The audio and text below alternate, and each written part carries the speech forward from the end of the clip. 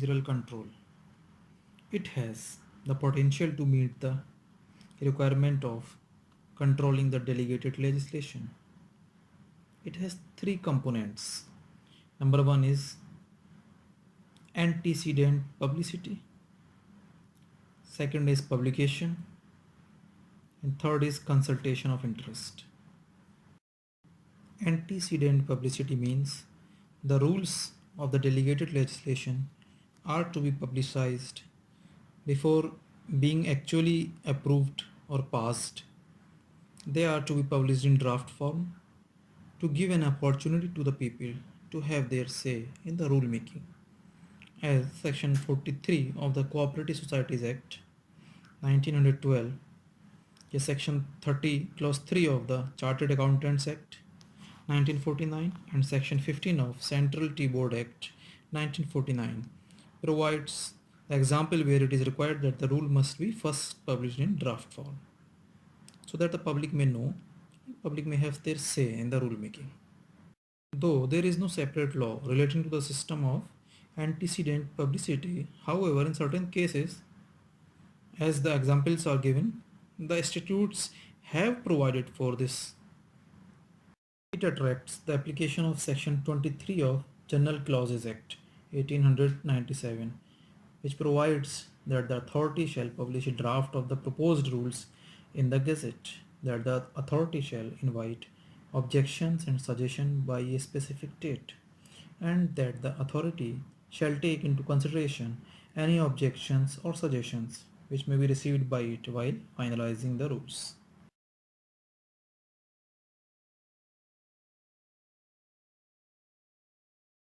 Next is publication.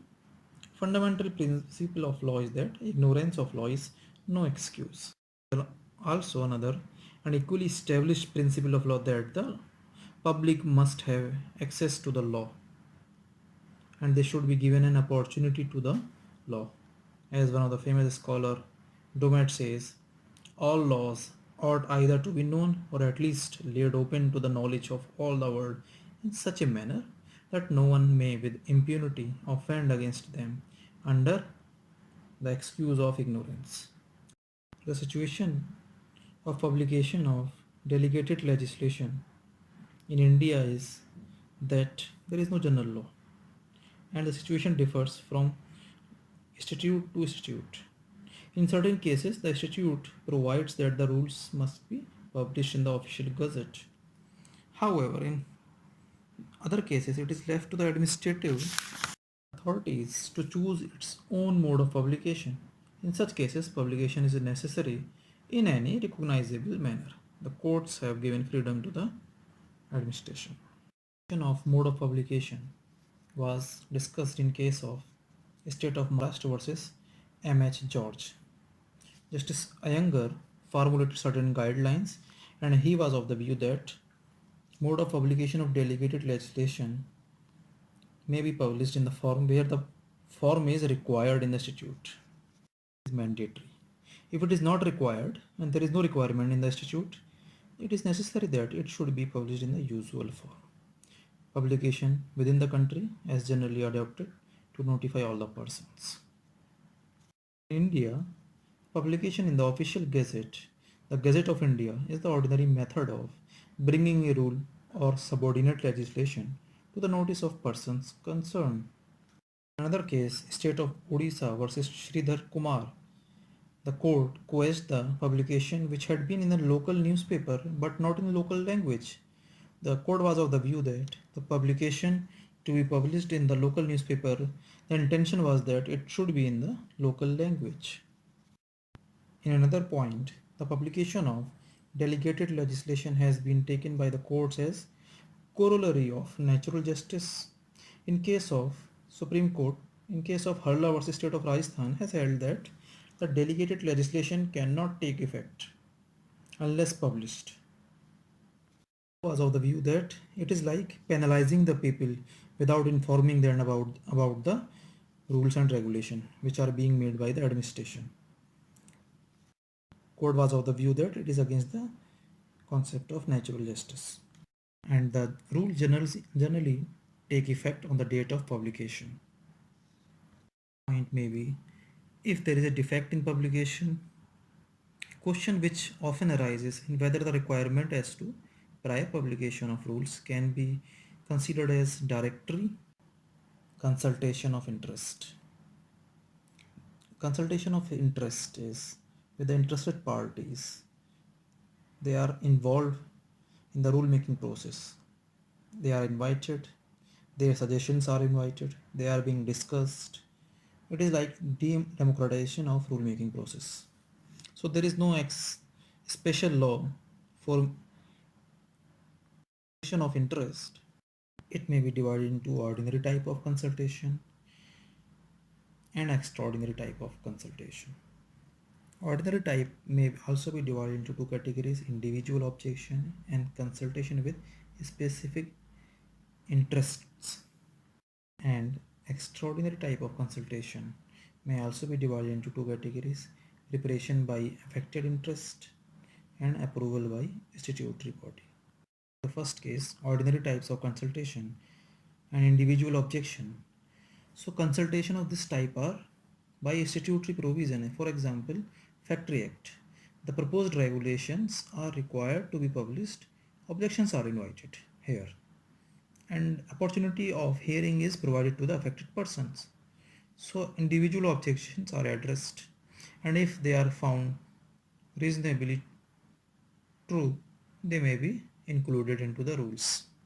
And next, ordinary type of consultation is consultation with a specified interest.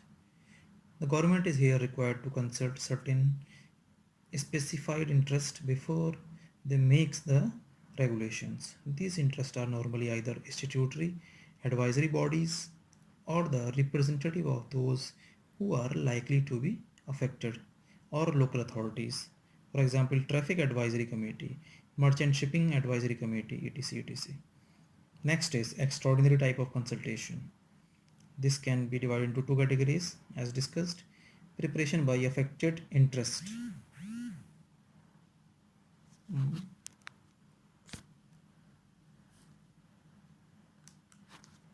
Example is under certain factory acts, the power of making rules to compel the observance of the requirements of acts regarding cleanliness, ventilation, and general health matter is delegated to the occupier of the factory.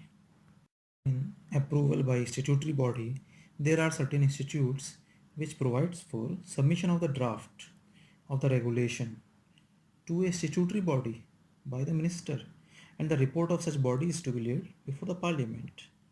So the effect is that either the minister must accept the report with its proposed amendment, or be prepared to defend his refusal to accept the proposed amendments in parliament. So consultation as required under the Indian institutes fall under the following categories. Number one is official consultation. There are certain institutes under which the power of the rule making is delegated, subject to a stipulation that it is to be exercised in consultation with a named official body. For example, the Representation of People Act requires that central government must consult the Election Commission of India before making any rules. Simply is that official consultation requires that the government, the rule making body, will consult with the official body, official agency. Otherwise, consultation with the statutory board is required. For example, tea board, coffee boards are required by the central government in making the rules with regard to their area.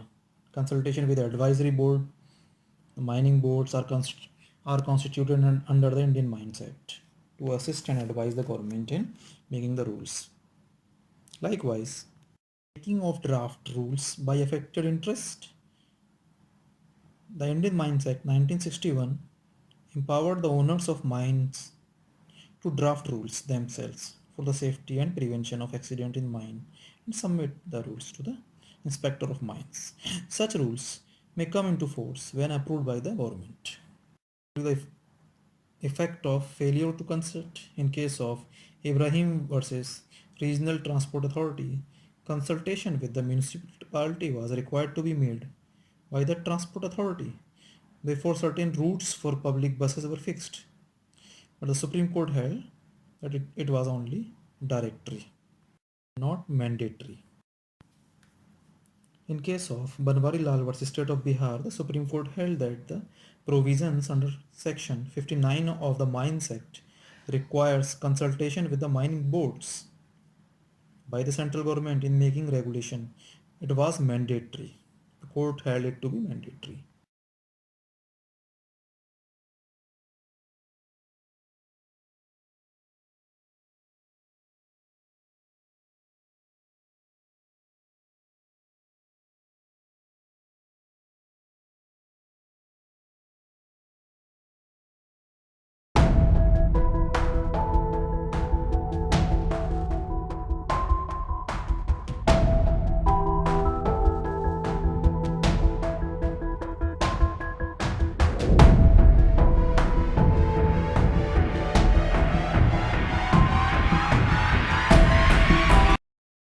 Judicial control, doctrine of ultrawires. Ultrawires means beyond power. When a subordinate legislation goes beyond the scope of authority conferred on the delegate to enact, it is known as substantive ultrawires. It is a fundamental principle of law that a public authority cannot act outside the powers given to it. And if the authority acts, such act becomes ultrawires and accordingly void. And when a subordinate legislation is enacted without following the procedural requirement as given in the act, it is requires, and it depends on actually the court whether they question or they allow the law to be continue. Procedure may be mandatory or directory. So judicial control over delegated legislation is exercised by applying the doctrine of ultrawires in a number of situations and circumstances. First point we will study is where the parent act itself is ultrawires the constitution, and it may be ultrawires to express constitutional limits, implied constitutional limits, and ultrawires to the constitutional rights as well. Dear students, as you know, the legislative powers of union and states are distributed in Article 246 of the Constitution. So if the legislature encroaches upon exclusive sphere of others, as in three lists, union list, state list, and the concurrent list, the legislation will be ultrawires, will be known as express constitutional limits. Implied constitutional limits, you know, and you have studied in Delhi Laws Act case, where it is a policy is laid down and into a binding rule of conduct. The legislature cannot delegate the essential legislative function to any other agency, especially the policy of the law. And if it is being delegated, the parent act will be ultrawires the constitution. We can study a case over it, Hamdard Davakhana versus Union of India. The court held Section 3 of the Drugs and Magic Remedies Objectionable Advertisement Act ultrawires the Constitution. Section 3 was held ultrawires of the Constitution because the legislature had not laid down sufficient guidelines for the exercise of administrative discretion in selecting a disease to be included in the list. Administration was permitted to include or exclude any number of disease in the list as per this section, and there were no guidelines. Without guidelines it was allowed. It was held ultrawires. And where the law is against the constitutional rights, there may be situation where the validity of the parent act may be challenged, although the statute is well within the legislative compliances, it has followed the procedure, etc. It may violate even that. In that situation also, the provisions of part 3rd of the Constitution, where the constitutional rights are given by imposing what may be called as unreasonable restrictions on the enjoyment of fundamental rights. So any law which violates the fundamental rights may be declared void and unconstitutional also. In case of Chintaman Rao versus State of Madhya Pradesh, the deputy commissioner, the government, the executive, was having power under the Parent Act to prohibit the manufacture of BDs in particular notified areas during the agriculture season. As fixed by him, the Deputy Commissioner was empowered to fix everything in this regard. He imposed a total ban on the manufacture of BDs. He imposed a total ban on the manufacturing of BDs. The order passed by the commissioner was held ultra vires inasmuch as the act under which it was made violated the fundamental right to carry on trade, business, profession and occupation guaranteed under Article 19(1)(g) of the Constitution of India. The court held that the order by the Deputy Commissioner imposed unreasonable restrictions on the exercise of fundamental right.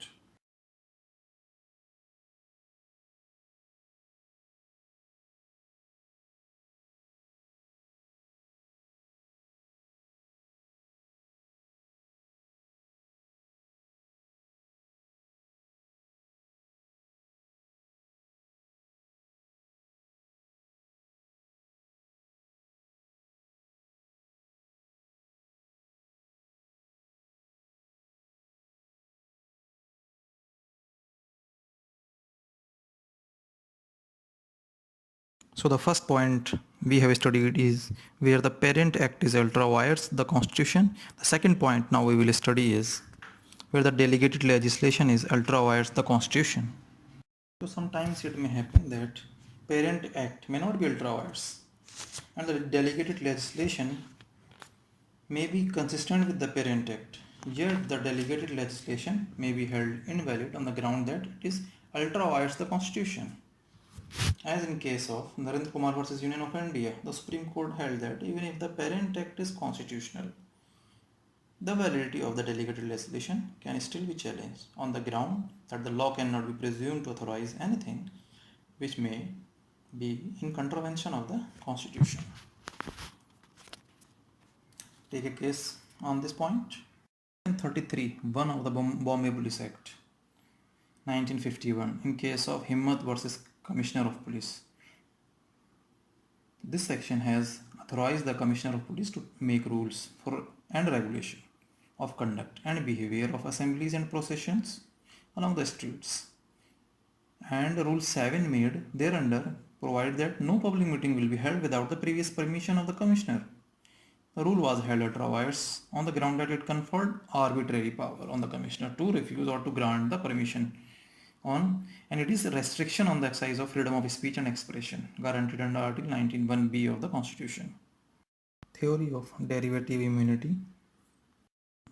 The Parent Act, whether it can be challenged before the courts because it is protected under Article 31(b). On account of its placement in the 9th schedule, the question is whether the delegated legislation made thereunder can be challenged. In case of Vasanlal Maganbhai versus State of Bombay and Latafat Ali Khan versus State of UP, it was held that if the Parent Act is saved under Article 31(b) and cannot be challenged, the delegated legislation also cannot be challenged as being violative of any fundamental right on the ground of derivative protection. But this theory of derivative immunity was not protected in Prague Ice and Oil Mills versus Union of India. In the present case, the constitutional validity of the mustard oil price control order 1977 was challenged. The Parent Act Essential Commodities Act 1955 was placed in the 9th schedule and therefore it was protected under Article 31(b). The question before the Supreme Court was whether the order and the notification, we can say child legislation to these orders and notification under the Parent Act, whether these orders issued under the Essential Commodities Act can still be challenged as violative of the fundamental right, to which the Supreme Court said yes. The delegated legislation promulgated thereunder can still be challenged if it violates any provisions of the Constitution. So, the child legislation, it means the order or notification does not come under the protective umbrella of 9th schedule. The ninth schedule contains a list of laws, state and central, which cannot be challenged in the court.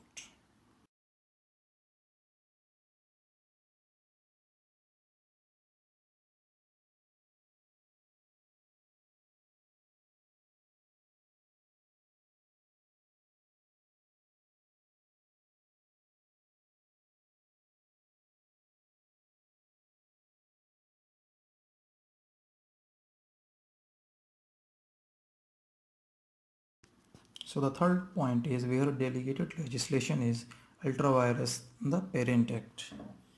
It can be challenged on the ground that it is ultra vires the parent act or enabling statute or any general law. It is an accepted principle that the authority of delegated legislation must be exercised within the authority. The delegate cannot make a rule which is not authorized by the parent institute or delegating institute. So there are a number of cases over it. In Muhammad Yasin versus Town Area Committee, AIR 1952, Supreme Court 115, the Parent Act had authorized the municipality to charge fees only for the use and occupation of some property of the committee, Town Area Committee. They can charge fee only for the use and occupation of their own property. But the Town Area Committee made some bylaws imposing levy on the wholesalers irrespective of the use of any property by them. The Supreme Court held that the bylaws were beyond the powers conferred on the committee by the Act and were as such ultra vires. Similarly, in another case, Ibrahim versus Regional Transport Authority, the Parent Act authorized the administrative authority to frame rules for the control of transportation of vehicles, but the authority made rules for fixing sites for the bus stand. The court held the rules ultra vires being in excess of power conferred by the delegating institute. In another case, we can see DTO versus Hajele under section 95 of the Delhi Corporation Act 1957. It was provided that no employee can be dismissed by any authority subordinate to the appointing authority. It is the general manager. He delegated that power by making a rule to the assistant manager.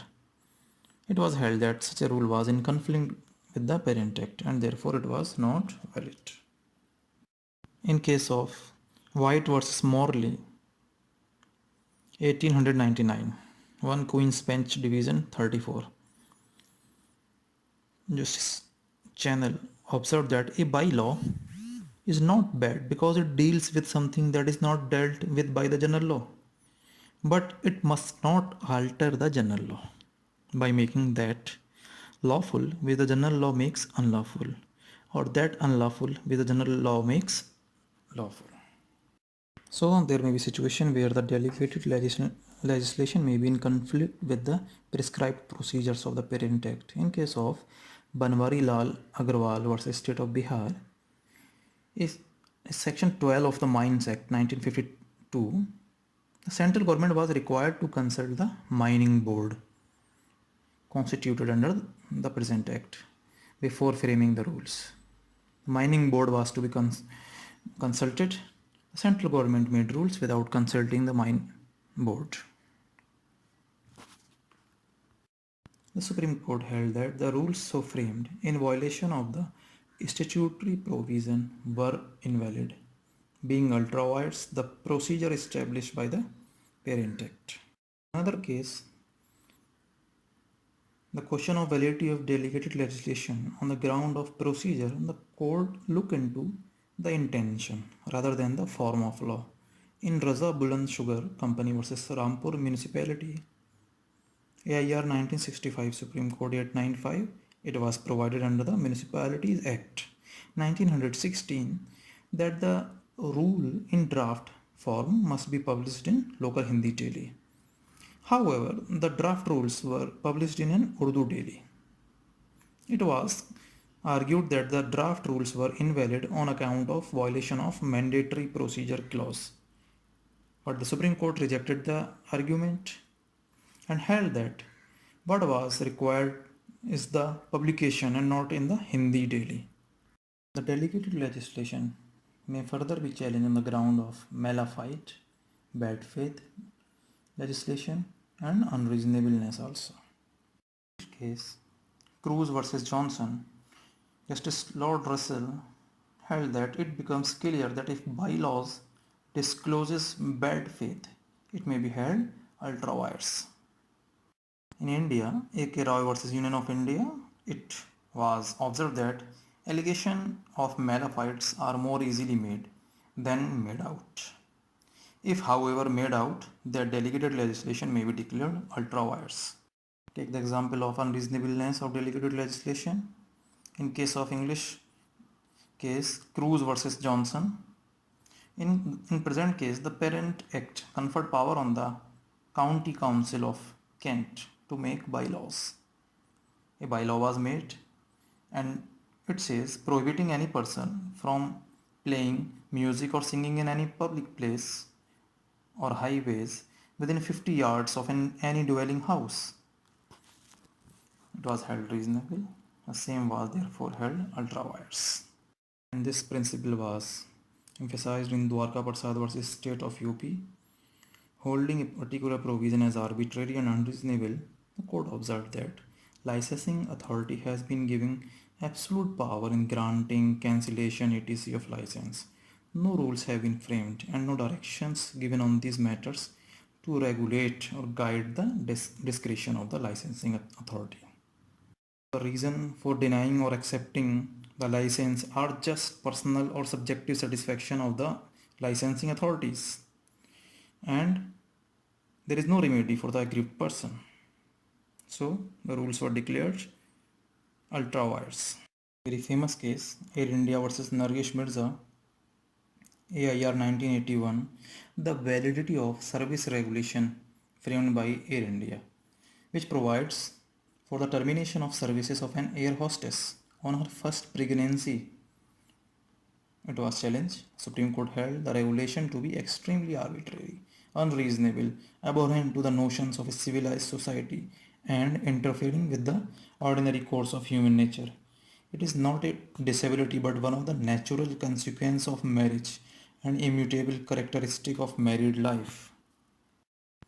In case of Meenakshi versus University of Delhi, there was a condition for the purpose of getting admission to medical college in Delhi. A condition of schooling for last 2 years in any school in Delhi was prescribed for the medical admission in Delhi. The Supreme Court held that this requirement to be arbitrary and unreasonable. The Supreme Court said the rules are intended to be reasonable and should take into account the variety of circumstances in which those whom the rules seek to be given to govern bind themselves. We are of the opinion that the conditions in the prescriptions of the qualification for admission to medical college in Delhi should be construed as not applicable to students who have to leave India with their parents, on the parents being posted outside also. So the effect of ultravirus is null and void and no legal effect. It has no legal leg to stand on. Once it is declared by the court that some administrative act is legally in nullity, the situation is if nothing has happened. Thank you.